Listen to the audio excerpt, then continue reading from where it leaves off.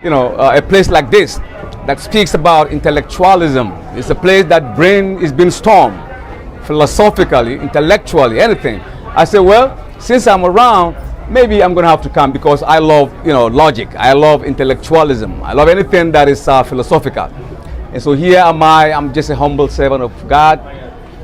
You too, the same thing. And I'm here. So what I'm going to be talking about is just something that you know already. Because knowledge is key to anything. Nothing can come to fruition without establishing the in-depth meaning of knowledge and how to process it. So knowledge is the very first key to everything. Without knowledge, there's going to be no intellectualism. There is a man, I know very well that you know him by the name Socrates. Socrates is one of the best think tankers of the medieval era. And in one of his students by the name Pluto wrote a book that is called The Dialogue. In The Dialogue, once you read that book, you get mesmerized by the capacity of what the brain can do. So one of the things that Socrates asked is that when he see anybody on the way, he said, "Good morning, sir. Why?" He just ask you why. Then you say, "What do you mean why?" Why do you say, "What do you mean why?" when I ask you why? Well, because you asked me why. You don't know me, I don't know you. So you see, you struck a dialogue with him right there. So within that question comes a series of questions, and eventually they were the first to establish democracy.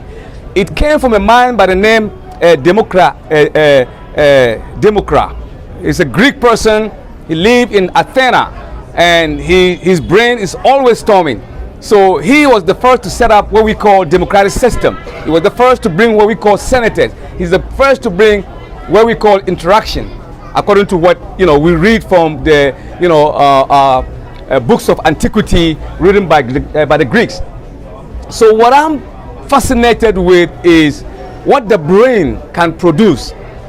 The brain have over 200,000 layers of thinking process that have not been tapped yet. The brain, the electromagnetic field that connect with the psychic of the brain is so powerful that we need to tap it. And the only way to tap it is to debate, is to argue, is to refuse to believe until I'm given a convincing proof. And that is intellectualism. Me, I don't accept anything like that. You told me, fine. I'm going to use my God-given bodily sense and mental powers to process it until I come to conclusion that this makes a lot of sense. It is logical. It can be followed.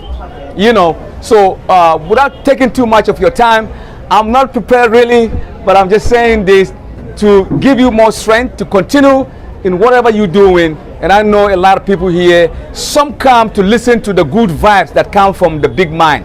Some come to contribute, and some come to argue for the sake of argument. Some come to argue to find the way forward.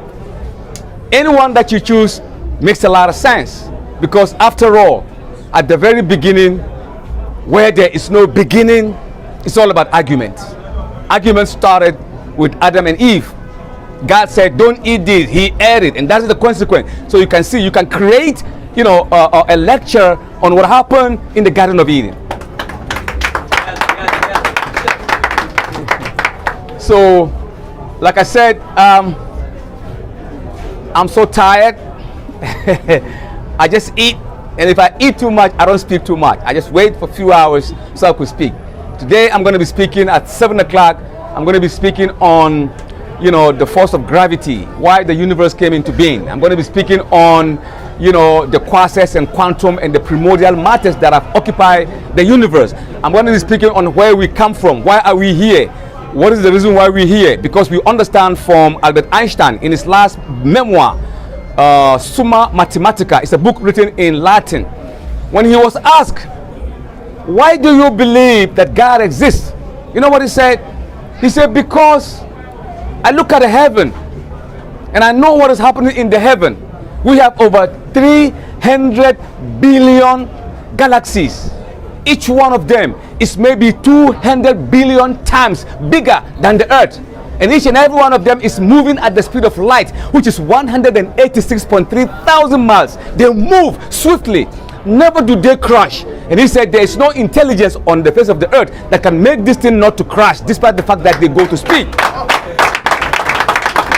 So for that simple reason, I believe that whosoever create the universe and the material universe that we can see, that they move at the speed of light in astronomy, is a great mathematician. He said the creator is a great mathematician because everything fits in like a jigsaw puzzle. Everything fits in like a glove. So therefore, young man, I definitely am happy with you, and keep on thinking, keep on rationalizing, and whatever think you think and the debate you debate and argue you argue, it should be to find a way out. May God be with you. May the Lord be with you. And I'm hoping and praying that you have the zeal to continue in your way of life. Like I said, I'm not prepared yet. So I'm going to leave you at that. Thank you so very much for having me. May God bless you.